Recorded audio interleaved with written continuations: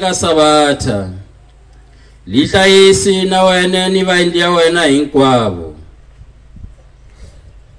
lana va thlanganeke kona va hlayisa Sabatha ka valavisi mahlo yakwe a valavisa ku fana ni mulovokazi loko a hlonipha nuna wakwe